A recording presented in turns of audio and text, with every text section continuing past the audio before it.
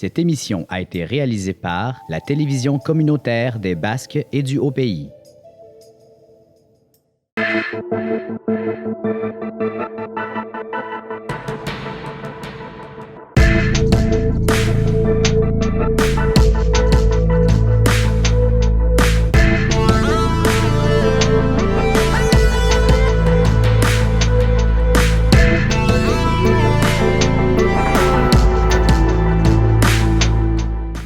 Salut tout le monde et bienvenue à un nouvel épisode d'Info TCBH.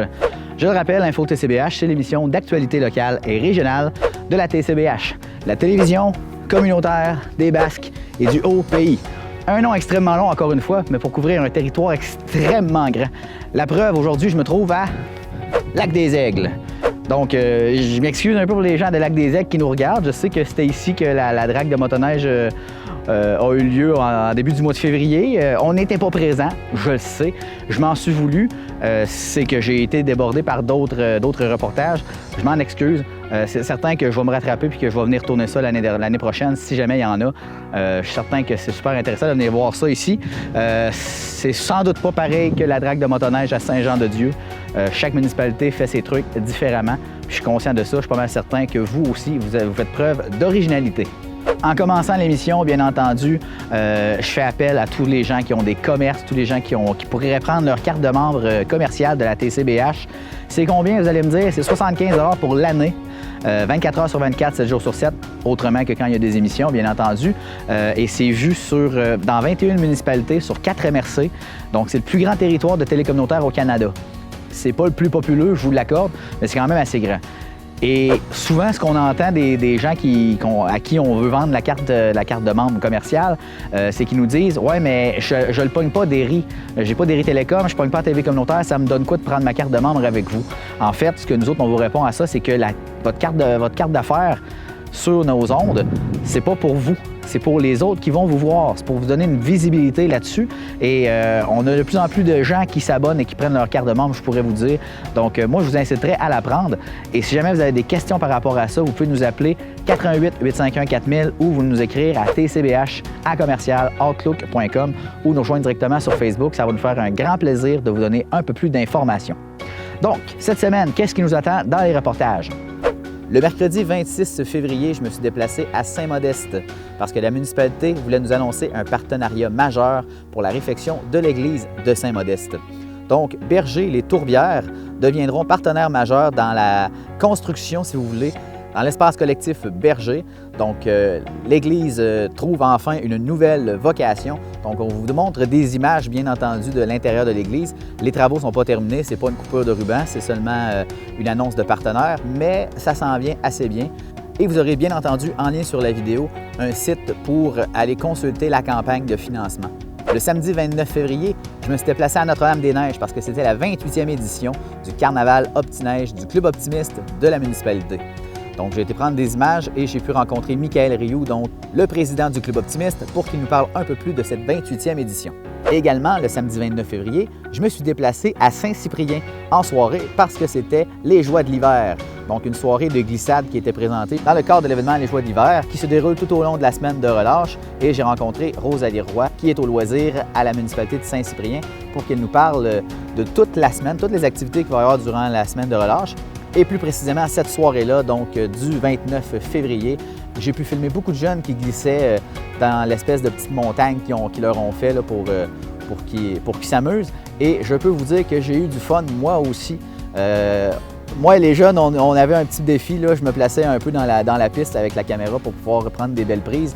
Les jeunes essayaient de me viser, bien entendu, mais c'était pour le plaisir, c'était pas pour me faire du mal. Enfin, j'espère. Mais moi, j'ai eu beaucoup de plaisir à prendre les prises que je vous présente là. Le reportage, c'est beaucoup des prises de vue des jeunes qui glissent, mais restez jusqu'à la fin parce que Rosalie Roy, la responsable des loisirs, nous parle de la tournée des personnalités qui va avoir lieu vendredi prochain, à laquelle je me déplacerai bien entendu. Donc sur ce, bon visionnement!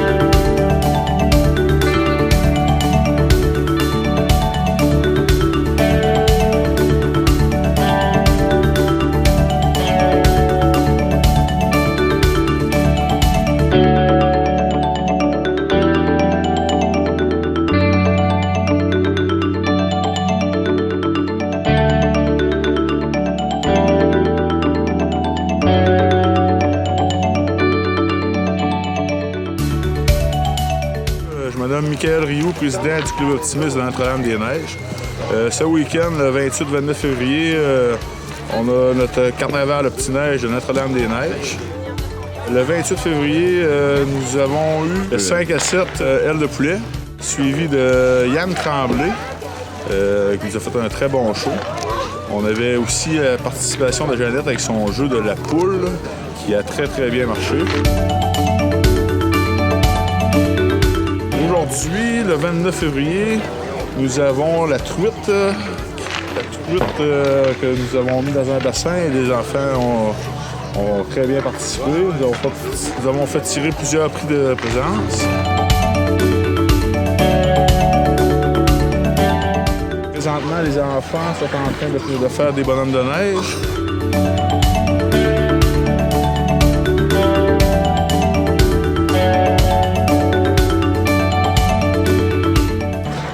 On se prépare aussi pour la tire d'érable et le beurre d'érable.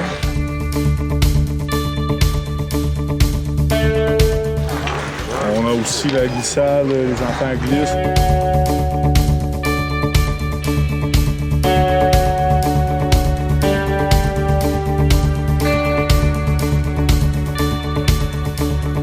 On a les promenades à chevaux qui font le tour du village.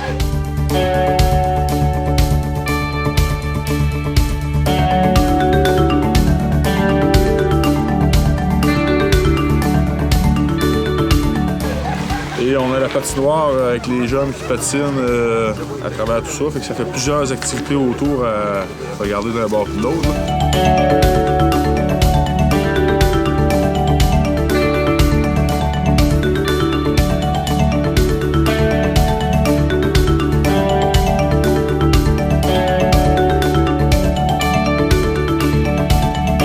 Par la suite, ce soir, nous avons le souper mets chinois avec la boucherie Mailloux. On attend environ 100 à 120 personnes. Puis nous allons finir la soirée avec le duo Déclic.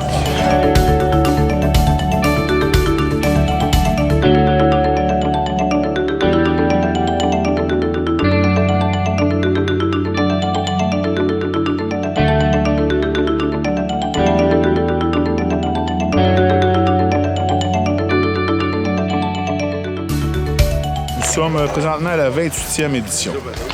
Donc, dans 2 ans, on attend une grosse édition? Oui, probablement que la 30e édition, on va y aller pour de quoi d'assez gros. Bon, bien, on vous le souhaite. Merci. Hey, merci beaucoup.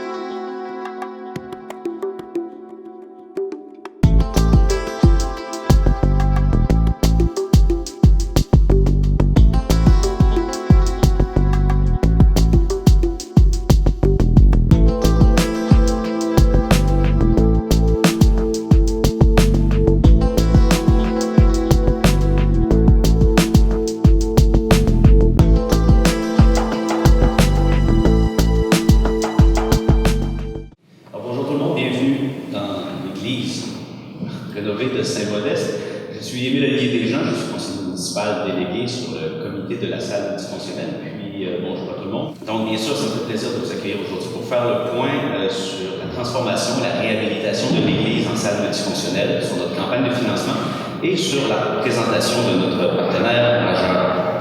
Avant tout, je vais vous faire un bref historique du projet de transformation de l'Église. Tout d'abord, l'Église qui est ici a été construite en 1867. Avant ça, il y avait une chapelle de 1848 à 1849 et elle a brûlé.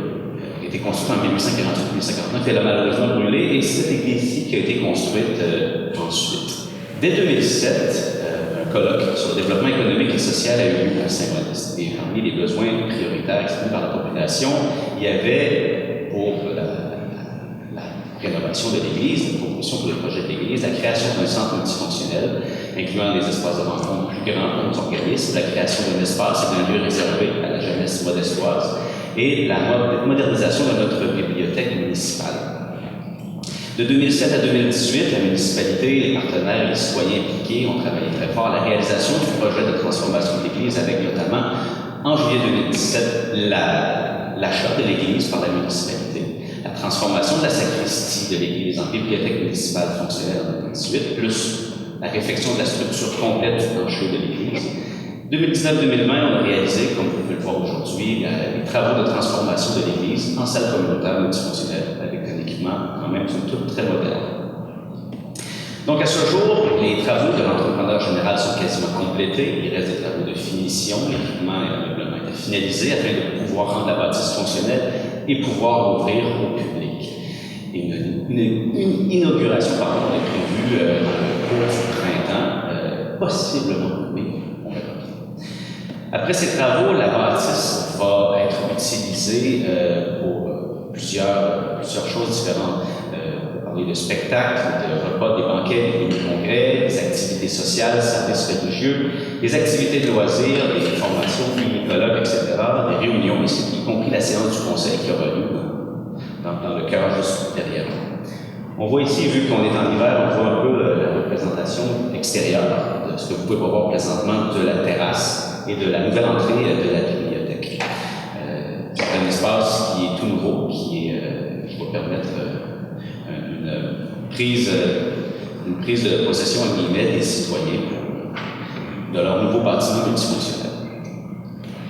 Cela étant dit, je vais vous parler de la campagne de financement pour le projet de la salle multifonctionnelle.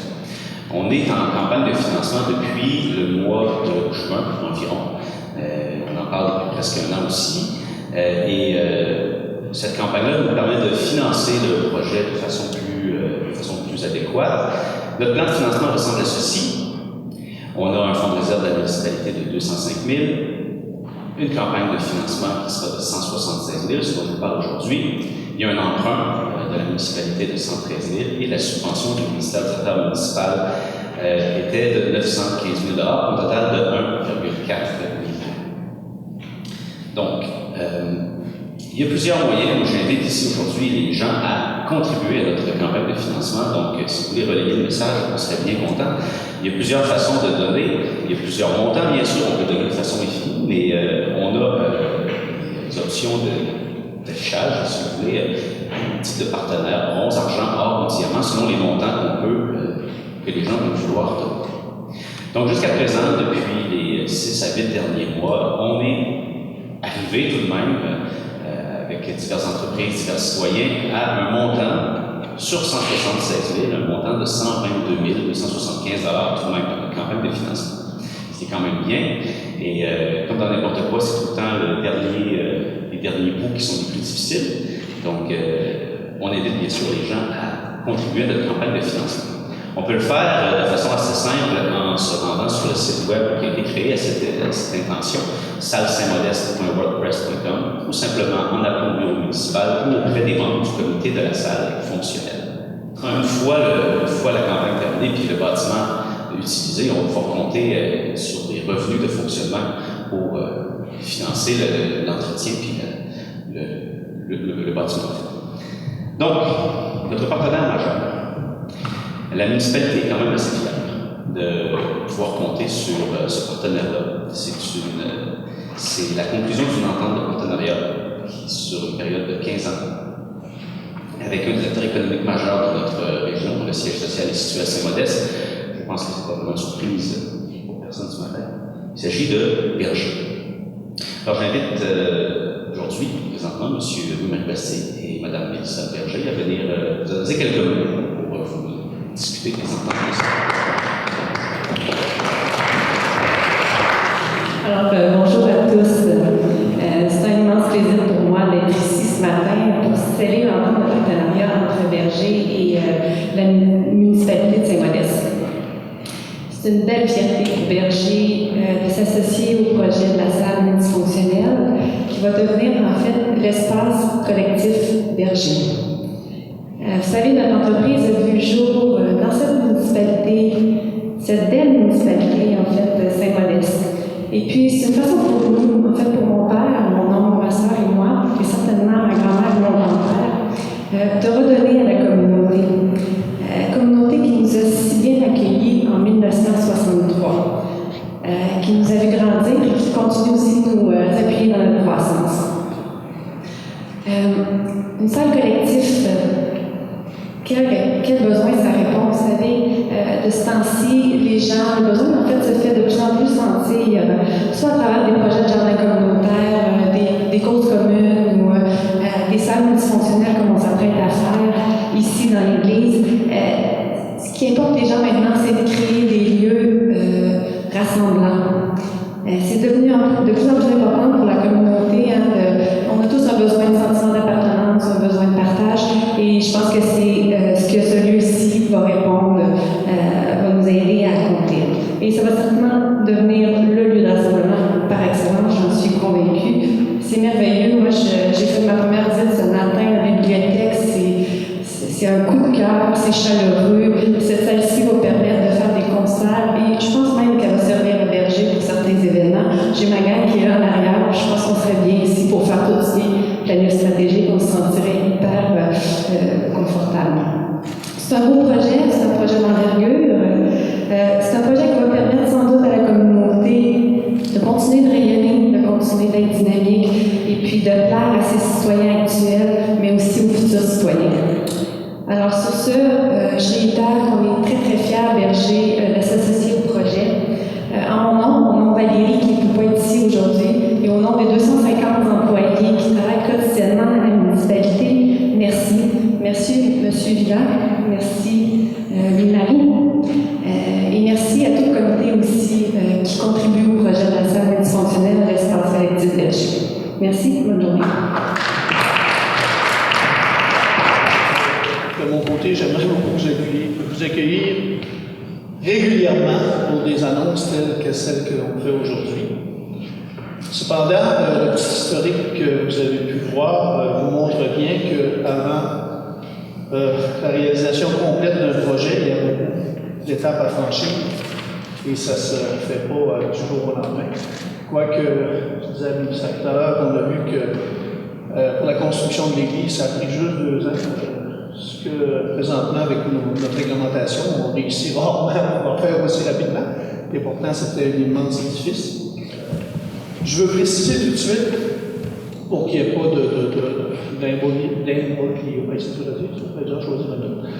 que la conférence de presse d'aujourd'hui, c'est pour annoncer le partenariat majeur avec Berger et non pas la coupure de ruban.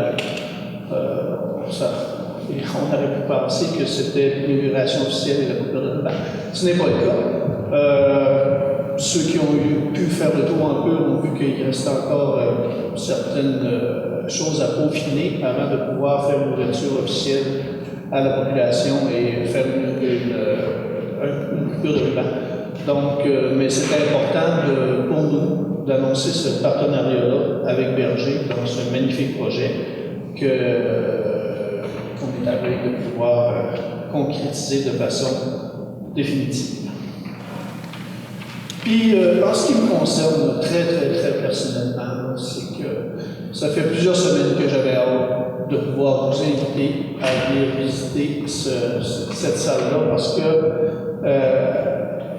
je pense parler au nom du conseil, mais disons en mon nom personnel, Je suis extrêmement fier du résultat qu'on a pu obtenir dans la restauration de cet édifice patrimonial-là. Je pense que vous allez voir qu'on a pu allier, garder ce qu'on avait de patrimoine au niveau de l'édifice et ajouter des technologies du 21e siècle. Donc, je pense que c'est un tour de force qui a été réalisé de pouvoir faire ça, puis en gardant un cachet très particulier. Et on va avoir l'occasion de le voir dans différentes rencontres, mais là, vous voyez, juste au niveau de l'éclairage qu'on a durant la journée, c'est complètement différent le soir, ça donne un cachet complètement différent. Et c'est très beau. Moi, je vais arrêter de dire que j'en suis fier. Je trouve ça beau. J'espère que vous êtes du même avis que moi. Donc, nous trouvions important, nous, de pouvoir présenter notre partenaire majeur qui permet d'offrir à notre population une infrastructure, comme je disais, à la fois patrimoniale et qui va répondre à ses besoins pour le futur. Nous sommes persuadés que ce nouvel espace deviendra non seulement un endroit de rassemblement, mais saura traduire le dynamisme et l'énergie de notre communauté grandissante, des qualificatifs que l'on peut aussi associer à l'entreprise Berger. Donc, quand on parle de dynamisme et d'énergie, je pense que ça s'applique très bien aussi chez Berger. Les transformations que l'on a faites ont permis de regrouper au même endroit la bibliothèque, la salle du conseil municipal qui est derrière moi, et aussi cette merveilleuse salle polyvalente qui va pouvoir servir comme lieu de rassemblement et aussi qui sera dédié, comme j'ai pu en parler un peu tout à l'heure, à la culture et aux arts sous toutes leurs formes, et ça, on doit essayer d'en faire aussi une vocation principale. En terminant, je veux dire merci énormément à Berger de s'être montré intéressé dès le départ à nous soutenir dans ce projet. Donc, dès ma première rencontre avec les gens de Berger, on a eu une ouverture extraordinaire, même si dans ce temps-là, on présente juste les choses sur papier. C'est de la modélisation qu'on peut présenter pour donner ce vers quoi on veut aller. Et je pense que personnellement, je trouve que ça apporte énormément mieux une fois qu'on est dedans, plus que ce qu'on a vu sur papier. Et je suis convaincu que notre partenariat à long terme en sera un gagnant-gagnant pour les prochaines années. Donc, merci beaucoup encore à Berger. Merci à tout le monde de votre participation. Juste en terminant, je voudrais dire qu'aujourd'hui, c'est une rencontre officielle média pour annoncer ce partenariat-là. Mais les gens de ma gang, on a prévu faire des portes ouvertes plus tard en saison, un peu plus tard, pour pouvoir que la population vienne s'approprier, visiter aussi ce magnifique lieu et pouvoir avoir une idée de ce pourquoi on les sollicite. Merci beaucoup. Bonne fin de journée.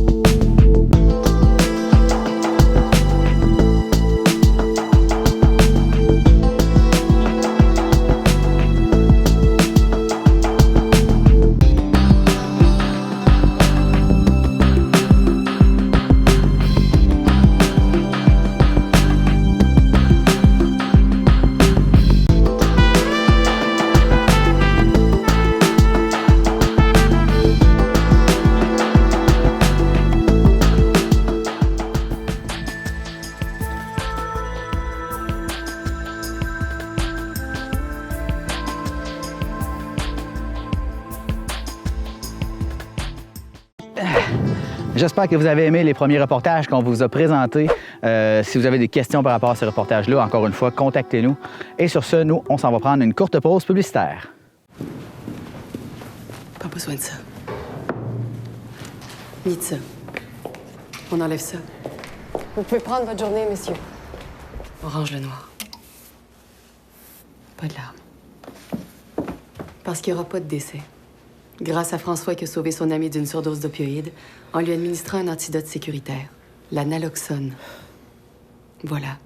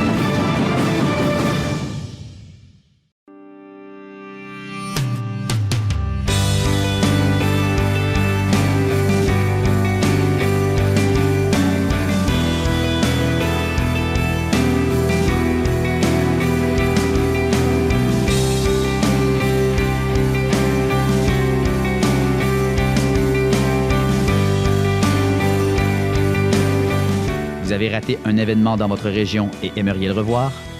Alors écoutez Dans nos régions, les mardis 9h, jeudi 20h et samedi 14h.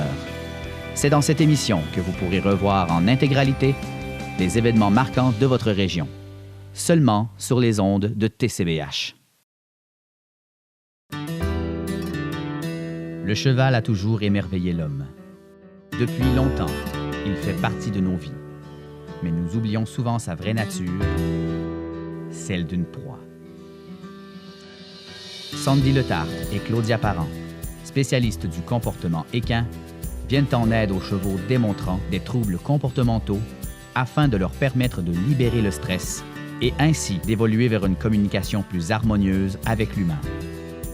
Ne manquez pas Parlons Cheval, tous les lundis 19h et en reprise les mercredis 20h et samedis 10h. Seulement sur les ondes de TCBH.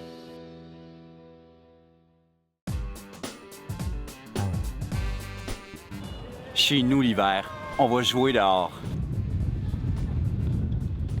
Aujourd'hui, c'est la fête de l'hiver, donc on a invité la population à venir découvrir ou redécouvrir le camping municipal de Trois-Pistoles, mais en saison hivernale.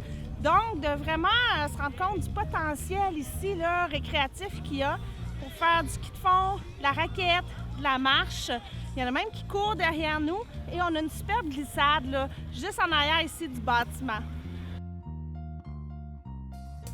L'hiver dans les Basques, on ne manque pas d'activité. Personnellement, moi, j'aime beaucoup faire de la raquette, surtout sur le bord de la rivière Trois-Pistoles, aller jusqu'à la chute, prendre une collation là. Ici au camping, possible de faire du ski de fond, de la randonnée, de la raquette, aller glisser avec les enfants. Mont-Saint-Mathieu, aller faire du ski alpin. C'est possible skidoo, faire du 4 roues. Il y en a vraiment pour tous les goûts. Écoutez, on a un territoire immense.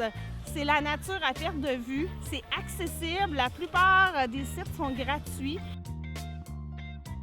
Le Club des Rouleaux des Basses, c'est 130 km de sentiers, et autant hiver que d'été. Le club représente 9 municipalités dans le territoire des Basses. Et le territoire est composé de la Trans-Québec numéro 80 qui part du nord au sud, qui part vraiment du traversier de Trois-Pistoles et qui va jusqu'au Nouveau-Brunswick. On ne pourrait pas fonctionner sans l'effort de nos bénévoles qui nous aident à faire un si beau club dans la région des Basses. Il y a beaucoup de gens de la Côte-Nord qui traversent sur le traversier, qui débarquent directement à Trois-Pistoles avec leur VTT. C'est ça la particulier, ils n'ont pas besoin de trailer pour pouvoir continuer leur trajet. C'est que le sentier part de là et ils sont capables de se rendre au Nouveau-Brunswick direct en 4 roues sans avoir besoin d'autres moyens de transport. Avec les enfants, ça va être possible si ils ont froid aux pieds, ils ont froid aux mains, ils vont pouvoir rentrer à l'intérieur, on peut les réchauffer, on a des collations, il faut faciliter ça, puis tout est gratuit. Je pense que ça l'aide. On fait tout ça, aller prendre un chocolat chaud pour se réchauffer? Oui!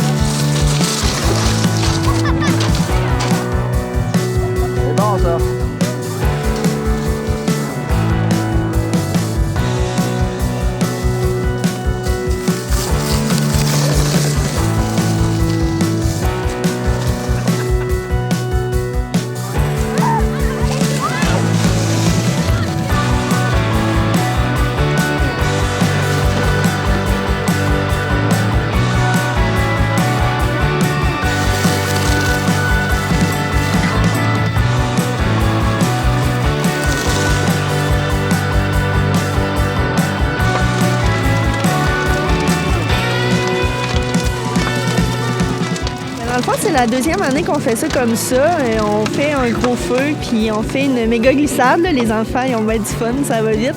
On offre aussi le service de bar. Les parents, ils peuvent venir prendre un petit café, puis regarder leur enfant glisser. Fait que c'est une belle activité familiale pour tout le monde.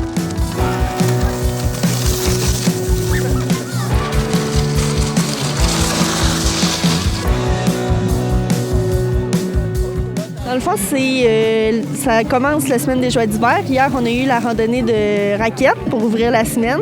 Ce soir, on a ça. Demain, on a une disco patin. Après ça, lundi, on fait des jeux gonflables de 10h à 16h. Les parents viennent avec leurs enfants au courant de la journée. Ils s'amusent dans les jeux. Mardi, c'est piscine et cinéma. Mercredi, on a une activité pour les plus vieux, un petit peu les ados. On a une activité de vie, survie en forêt organisée avec l'URLS. Vendredi, on a la tournée des personnalités du Québec qui viennent ici. C'est une équipe de vedettes québécoises qui viennent affronter l'équipe Saint-Cyr. Donc, on fait ça, puis une petite soirée après pour signer les autographes et tout. Puis samedi, on termine la semaine avec le souper de la femme.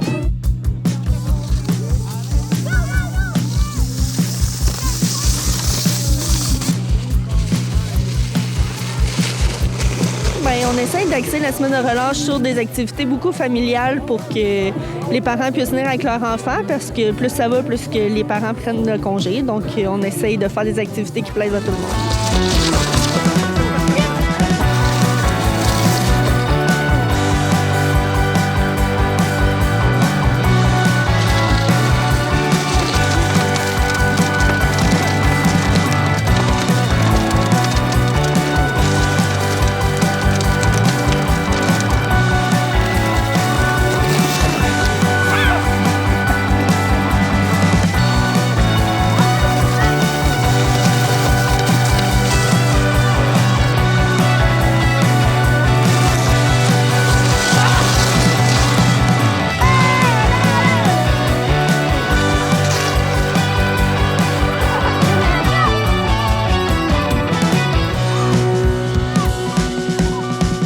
Pour la tournée des personnalités, l'équipe de Saint-Cyprien a été formée de quelle façon? En fait, c'est des commanditaires qu'on est allé chercher, puis les commanditaires choisissent leurs joueurs, puis l'équipe s'est montée comme ça, dans le fond, avec les joueurs des commanditaires. Donc ces vedettes-là, c'est la première fois qu'ils viennent à Saint-Cyprien? Oui, dans le fond, ils choisissent une région toutes les années, puis cette année, ils viennent au Bas-Saint-Laurent. Est-ce que les gens, pour venir à cet événement-là, ils ont besoin de réserver, d'acheter des billets quelque part, quelque chose?